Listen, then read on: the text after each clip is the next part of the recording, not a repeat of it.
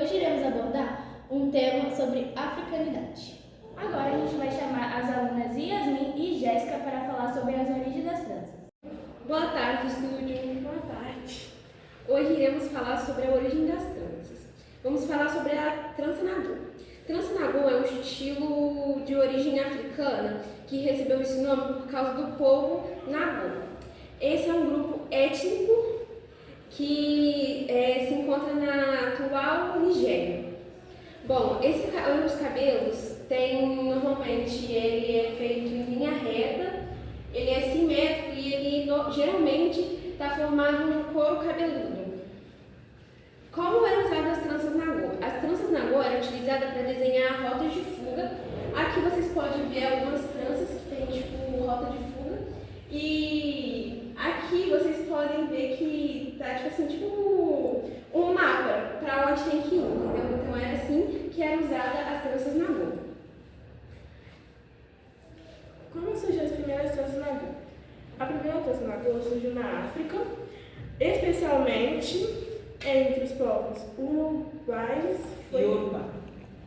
Foi trazida para o Brasil pela África. A origem das tranças. As tranças são uma tradição ancestral na África, com registro que remonta a mais de 3.000 anos no povo Yorubá na Nigéria. Era usado como símbolo de resistência, um símbolo de status social, expressão artística e cultural, e era a forma de comunicação não verbal e proteção espiritual. E assim a gente termina a nossa explicação sobre a trança nagô. E vocês que usam trança, sabia disso? Volto para o estúdio, meninas! Ótima abordagem, né, Alice? Muito bom esse conhecimento sobre as tranças. Agora, direto do auditório do Colégio Teodorico Fonseca, os alunos Ivan, Rúbia, Camille e João Miguel vão falar sobre filosofia Ubuntu. Boa tarde, estúdio. Boa tarde. Boa tarde. Boa tarde. Bom, antes de explicar a história para vocês, eu vou falar sobre a diferença entre Ubuntu e Ubuntu. Ubuntu é mais usado na África e no Brasil nós usamos Ubuntu. Bom, uma vez um antropólogo, ele estava numa tribo e ele resolveu propor uma brincadeira para as crianças. Ele colocou uma cesta de doces embaixo de uma árvore e colocou as crianças em uma certa distância. Ele falou para elas quando ele der a largada, para elas correrem. Quando ele deu a largada, as crianças correram juntas, elas deram as mãos e correram juntas até a cesta de doces. Bom, o antropólogo ele ficou intrigado com aquilo e resolveu perguntar para as crianças o porquê que elas correram juntas se uma delas poderia ficar com todos os doces. Uma das crianças respondeu para ele que como uma delas poderia ficar feliz se as outras estivessem tristes. E ele ficou muito emocionado com a resposta. Ubuntu é um termo utilizado nas culturas Zulu e Xhosa. Significa eu sou porque nós somos. A filosofia Ubuntu, ela se baseia basicamente no conceito de você estar disponível a ajudar os outros. Basicamente, ela reforça a ideia de trabalhar em equipe para ter o melhor resultado. A filosofia Ubuntu está presente na cultura dos povos Bantus, um grupo étnico da chamada África Subsaariana. E boa parte desses povos foram escravizados e trazidos para o Brasil. Hoje em dia, nós podemos também usar essa filosofia. Nós podemos usar como uma oportunidade para superarmos nossas diferenças e trabalharmos juntos para construirmos uma sociedade mais justa e inclusiva. Para isso, de acordo com os fundamentos dessa filosofia, nós somos pessoas através de outras pessoas. Nós não podemos sermos humanos sozinhos, sendo feitos para interdependência. E o mundo todo usa essa filosofia. Ela é bastante utilizada no continente africano, que foi onde se originou a filosofia. Além disso, a filosofia Ubuntu também tem sido estudada e aplicada no Brasil, especialmente em contextos educacionais e de promoção da diversidade e inclusão. E ela pode ser usada também para várias outras áreas, não é mesmo? É interessante também o quanto a gente usa essa filosofia no nosso dia a dia. E já aqui no magistério, a gente costuma usar bastante isso, sempre tentando integrar uns aos outros. Tipo, juntar todo mundo e basicamente trabalhar em equipe. É assim que funciona aqui no magistério. Bem, agora fica aí com a produção. Tchauzinho. Interessante, uma filosofia que nasceu no coração da África, se espalhando pelo mundo, né? Agora a gente vai chamar as alunas Rayane, Juliana, Adriana e Maria Clara para falar sobre as personalidades negras.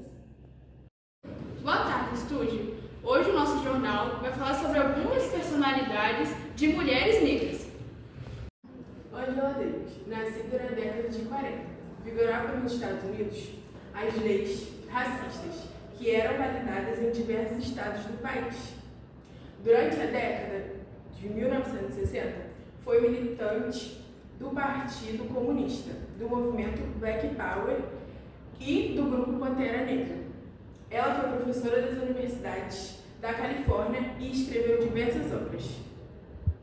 Agora a gente vai falar da Antonieta de Barros. Nasceu no atual Florianópolis, em 1901. A mãe de Antonieta foi lavadeira e dona de uma pensão de estudantes. Antonieta defendia que a educação era o melhor caminho para melhorar a vida. Sua proposta foi aprovada em Santa Catarina. Ela criou também o Dia do Professor, comemorado em 15 de outubro. Uma das primeiras mulheres eleitas no Brasil.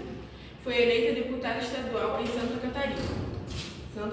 Defendia que a educação era o melhor caminho para melhorar a vida da população brasileira.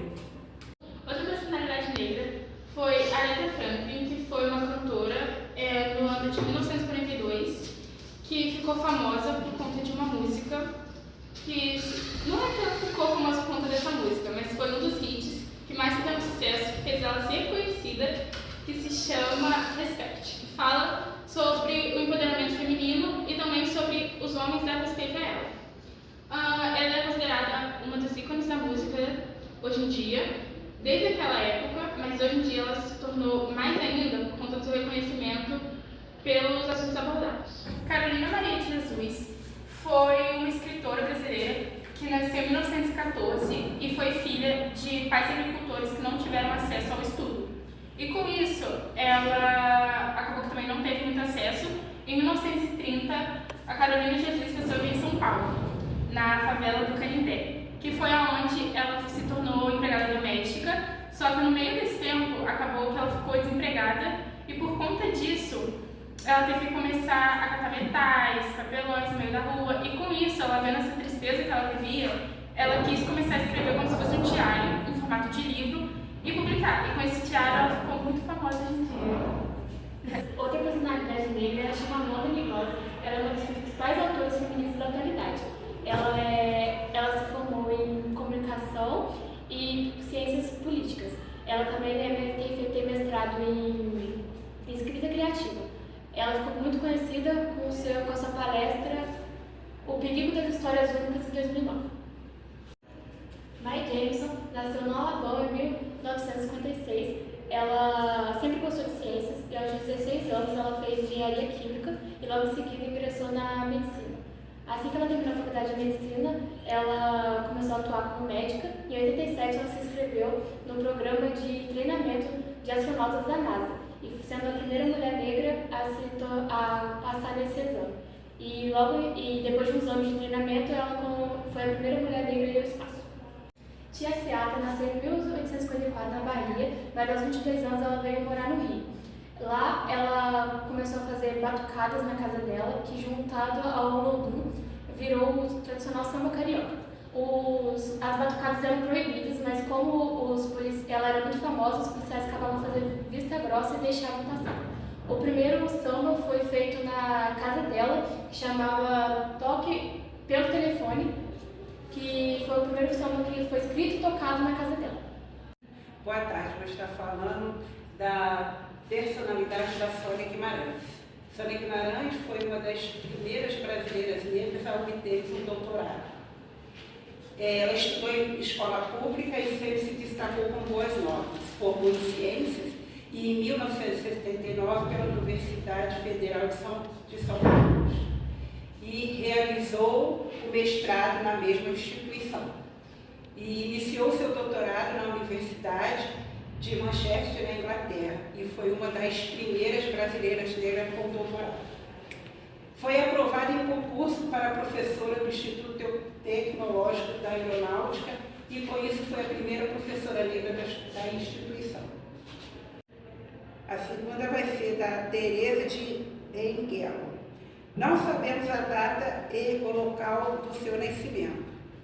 Muitos historiadores acreditam que ela nasceu na África por causa da sua alcunha. Ela foi rainha do quilombo do Piolho com seu marido, o rei José I. Seu marido foi assassinado e Teresa de Banguela passou a governar o quilombo sozinha durante 20 anos.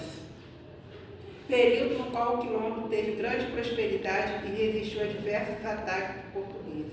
Mas em 1970, uma expedição portuguesa conseguiu conquistar o quilombo. Não conhecemos o fim de Teresa. Alguns historiadores afirmam que ela morreu no combate e outros afirmam que ela escapou do ataque. Obrigada pela sua companhia.